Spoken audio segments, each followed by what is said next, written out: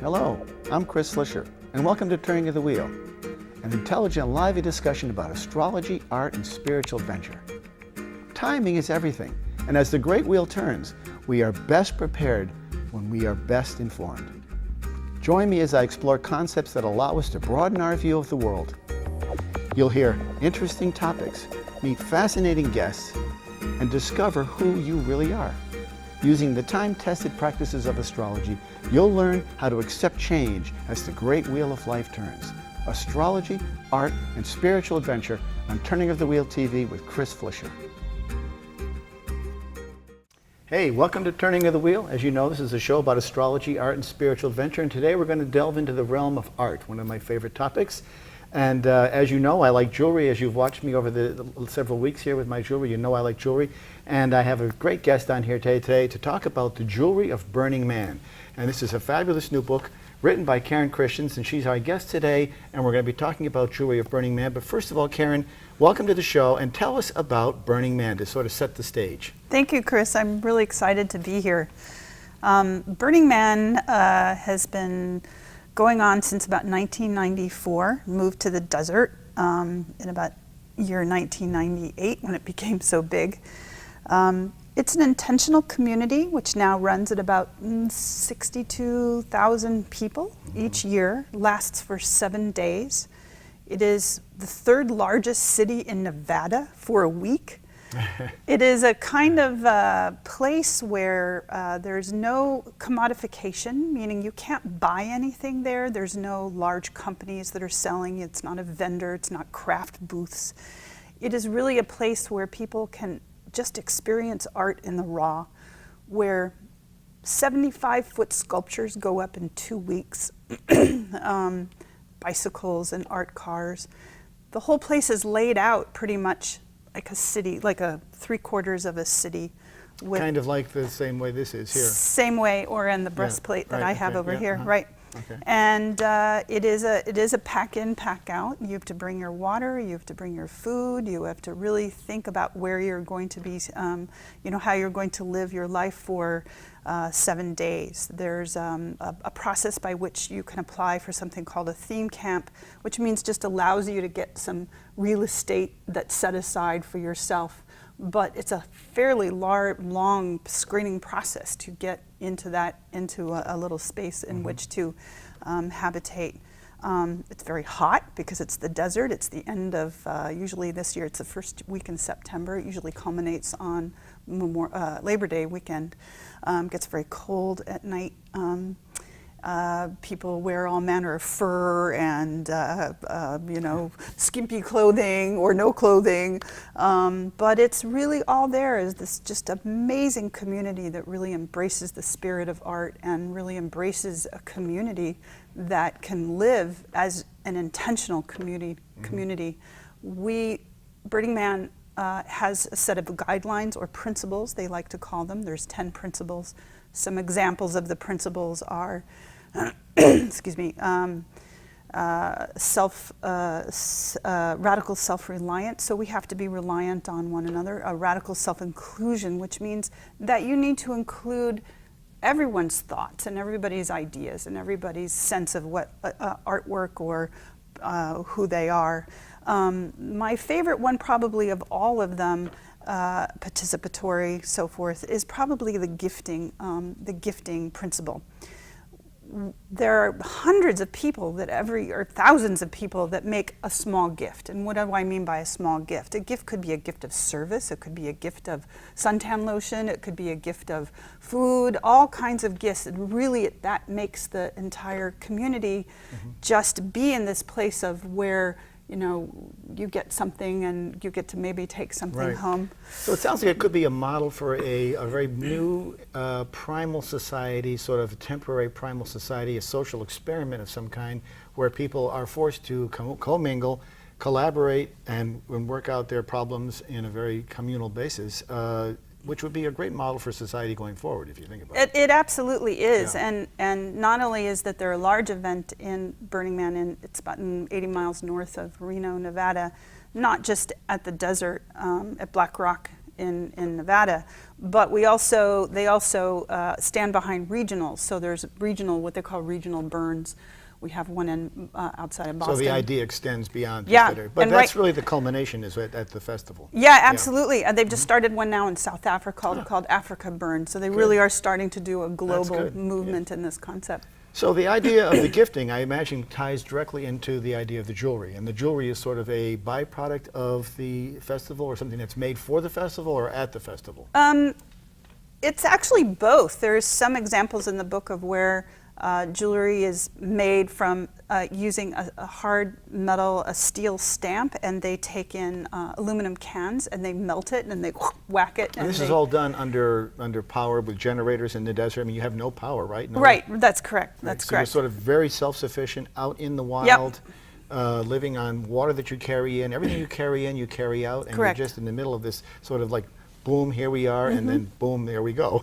And there's generators, but there's also a lot of solar power. They have huge solar power grids. Yeah.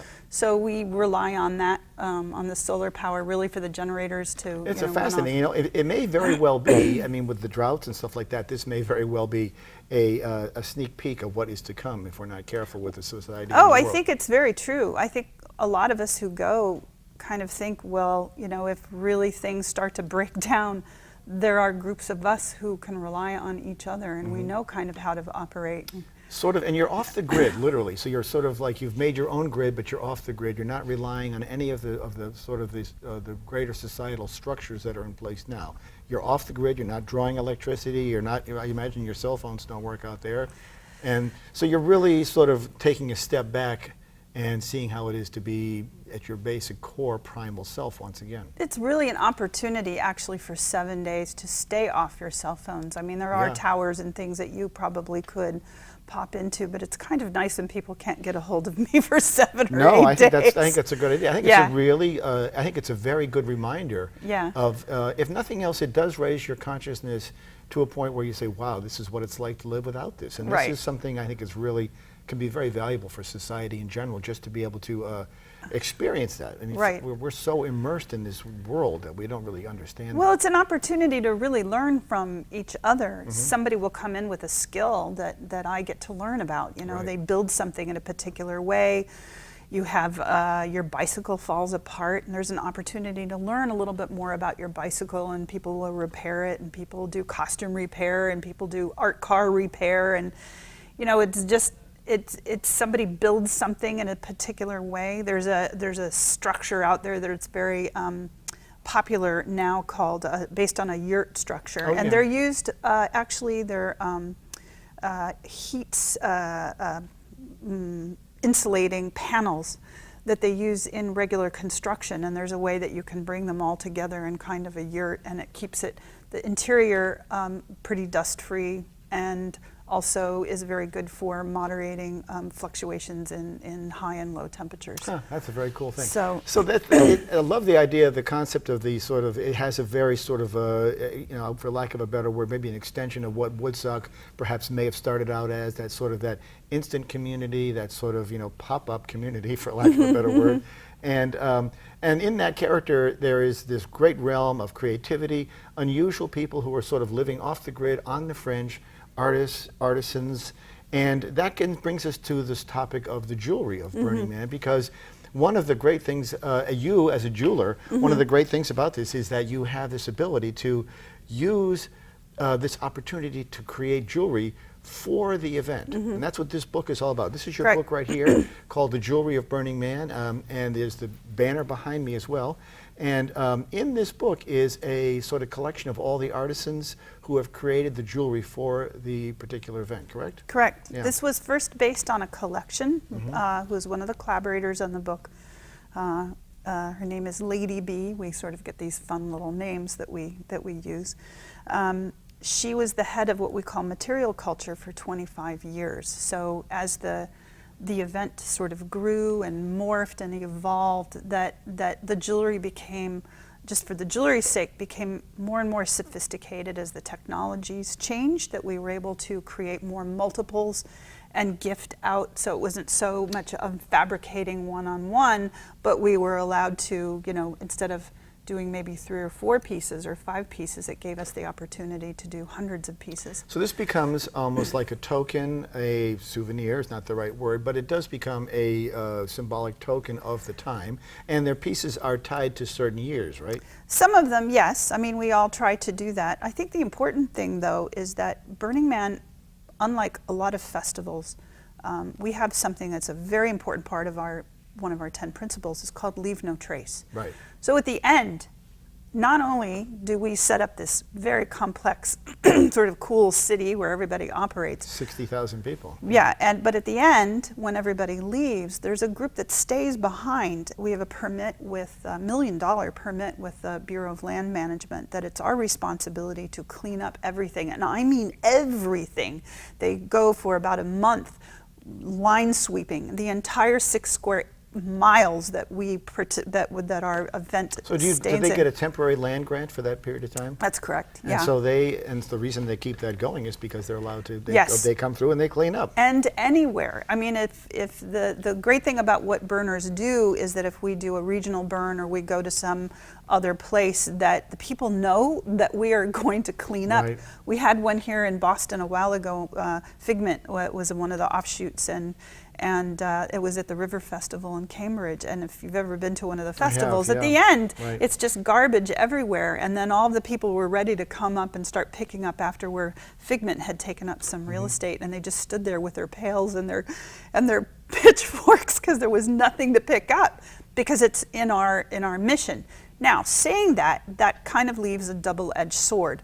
One, you have this wonderful artwork and this wonderful sculpture that's built by people, but at the same time it's taken away. We have to disassemble it literally to every nut, every bolt, everything that might be in the ground.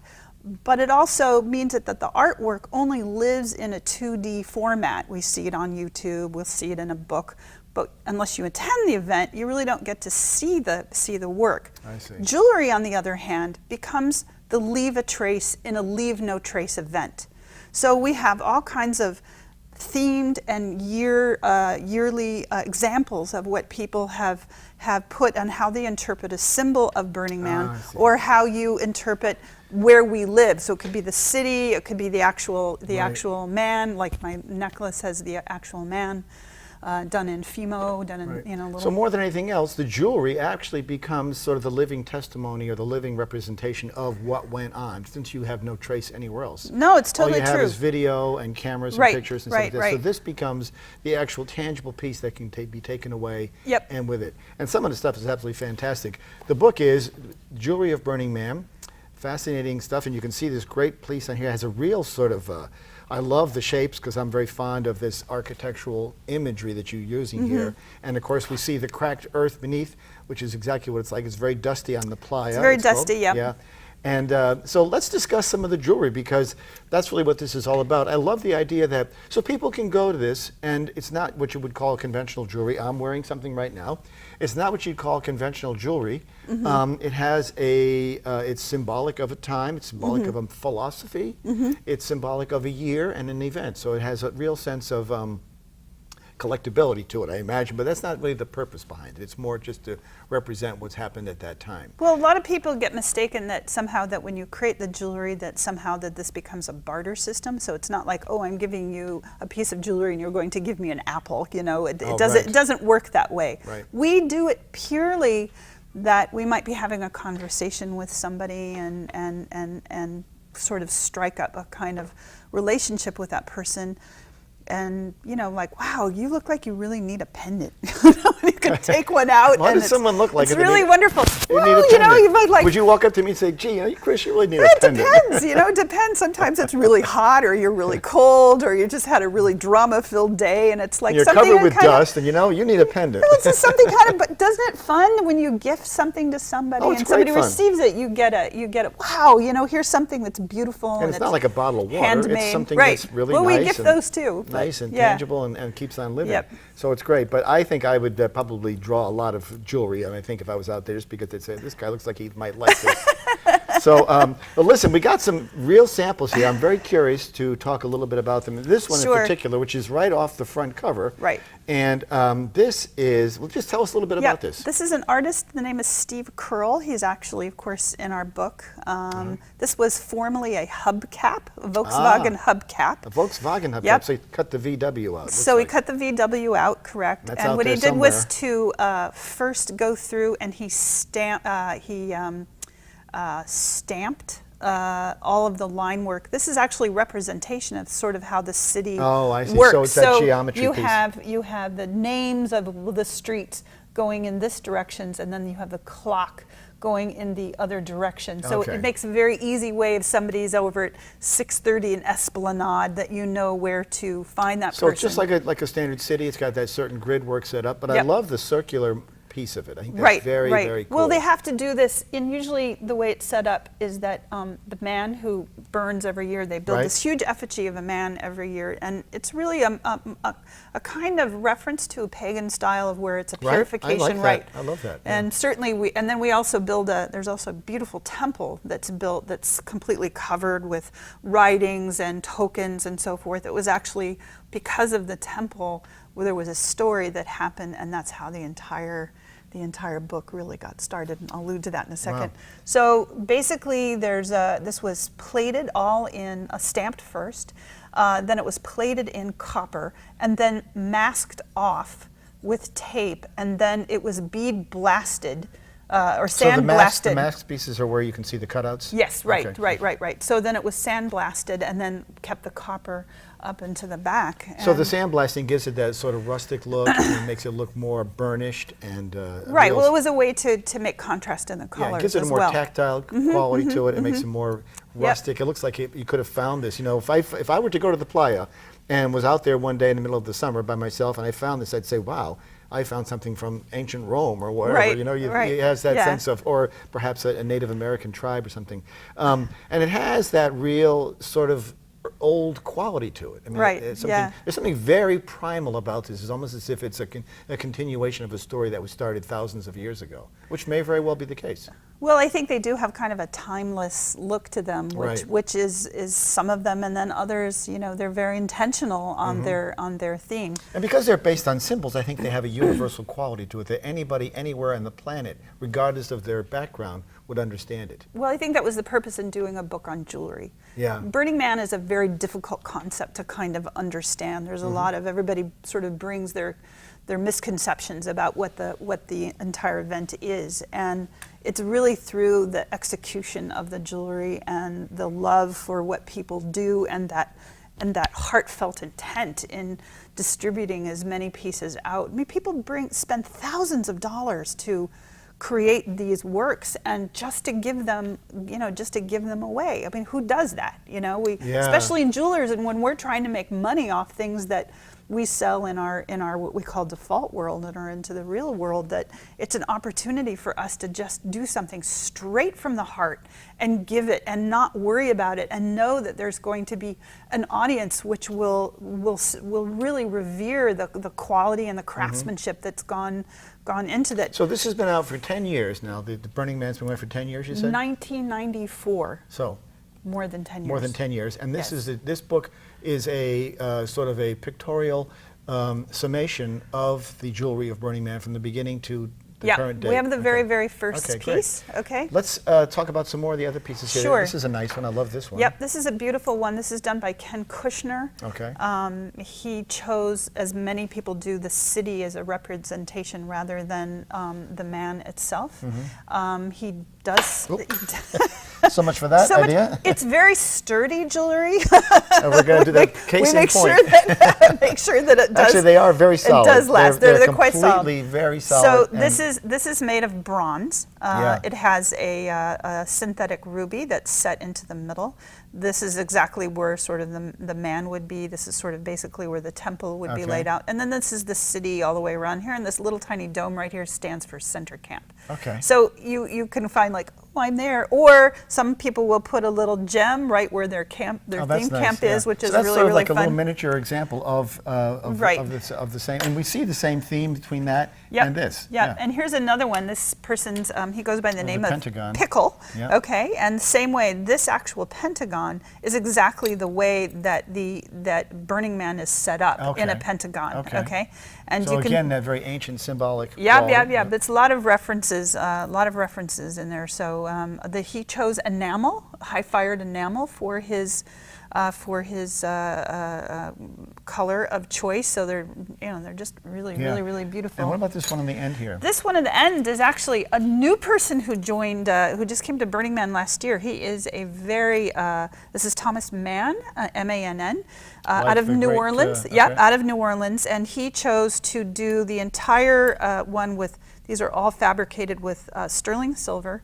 This is a sterling silver chain. This is. Are these rivets? These are rivets, right? You can see onto the back here. These are little tiny rivets. So it's what we call a cold connected, and then it's all, cut where, stamped where certain his friends are located around in the camp, which I thought was really kind of interesting. Yeah. These really are beautiful pieces. Yeah, they are and very sturdy. He's a professional jeweler. He resides in New Orleans. Yeah.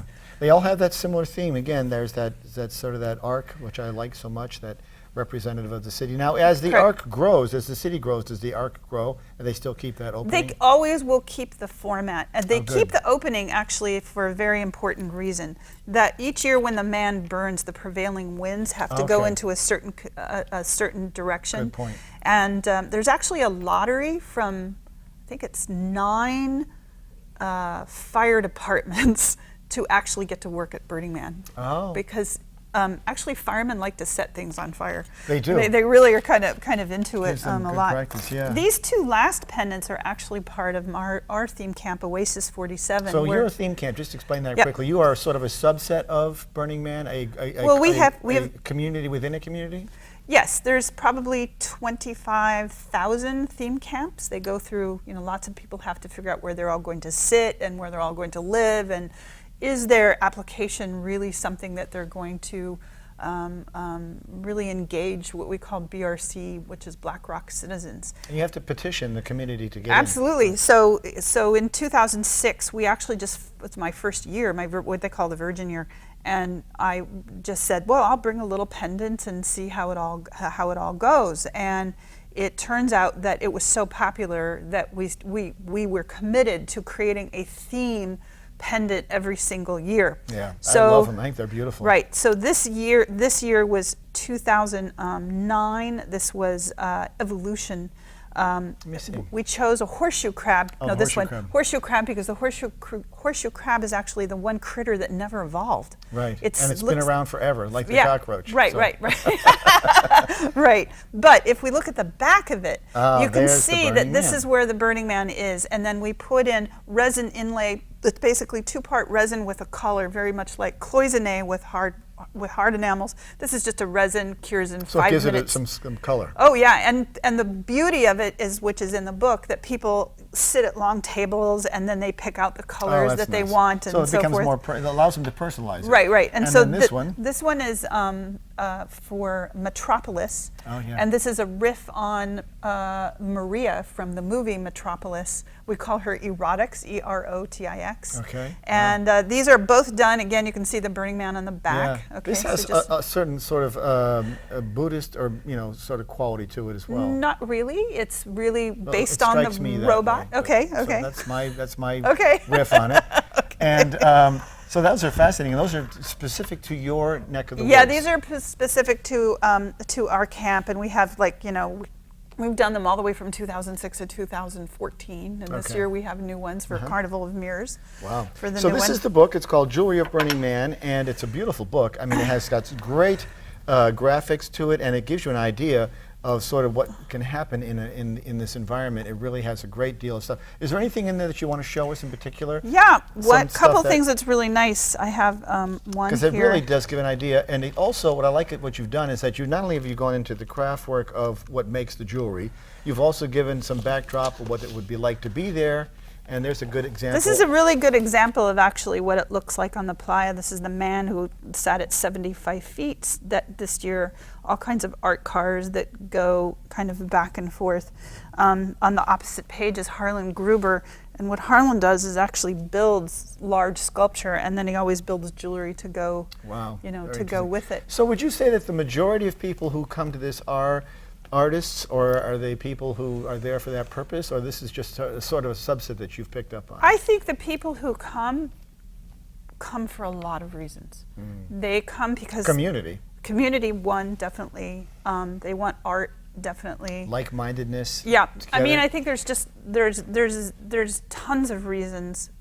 People come because their same friends come every year. They actually have a kids camp, so they have kids who come, which is just wonderful. And there's people to take care of the kids, and the kids get to go on to onto all kinds of adventures. And actually, I have a day set aside when we teach. We just do kids. Interesting. So we love, because the kids are so process driven. What a great way to raise children. I mean, you expose them. I remember taking my kids to several things like this when they were younger, something along the lines of this when they were much younger, and I think it left an imprint on them that they carried through. It sort of sets a tone for their lives. Oh, it absolutely does. They've had some kids on TED Talks who've been, 9 years old, who are talking about their experiences, and they've been going to Burning Man ever since they remember, that's great. and how the whole point of participation and radical inclusion is that they really, they don't see minorities. They don't see a minority as a minority. They're looking through innocent eyes. Yeah. And the beauty of that is that it sort of leaves an imprint with them that they carry for the remainder of their lives that allows them to approach life differently, which is where this is part of an evolutionary process. I think it's very important. So this really does sort of lay a very foundational groundwork for, and of course one of the problems is that it is a bit of a unknown area of culture, and you don't really want it to get too big in some ways. In other ways, it's like, well, the message is great. It would be good if it could get larger, but you don't want it to get out of control, right? I think the message is what we want, not necessarily the event to get so large, because the infrastructure, getting in and out, and roads and so forth, is just so much. Enormous. But I think the message that we convey, or a message that Burning Man conveys, is definitely one that we want to spread globally, and it actually is happening. They just had a huge, David Best, who does some of the most beautiful temples, wood temples that are all laser cut and lacy and just like gorgeous, and he just did one up in England. And then they had all these people coming into the temple, and a lot of people were questioning, and what is this? And then they burned the entire thing, and people walk away from it like, wow. So how could you make that and then burn it? Yeah. But there's something about that that's very real. I mean, that's a very strong, I mean, art is, we're only here for the moment. Right. We're only here right now. We're not going to be there tomorrow or the next Right. day. We're only here now. And so I think that really sort of captures that very crisply and very metaphorically, and has a very evocative kind of allure to it. I really like that question, that quality. My guest has been Karen Christians. Her book is Jewelry of Burning Man. Those of you who don't know about Burning Man, I encourage you to go out and just Google it, and you'll get more than you can imagine. You'll probably get pages and pages of information about Burning Man. Fascinating area, a fascinating discovery, and the book is absolutely gorgeous. Great jewelry, wonderful pieces of unusual esoteric art, fabricated by craftsmen, and just a phenomenal array of talent, good intention, and sort of a progressive way of looking at life, and as an example of how to get there. I think that's great. So thank you for coming on. Thank you very much. How about a hug? It's great to have you on the show. Once again, the book is The Jewelry of Burning Man, written by Karen Christians, my guest today, who's a jeweler and attends Burning Man every year. The book is available now, will be soon. Her website is KarenChristians.com. Fabulous look at what is Burning Man is all about, and we'll talk to you all again very soon. Take care.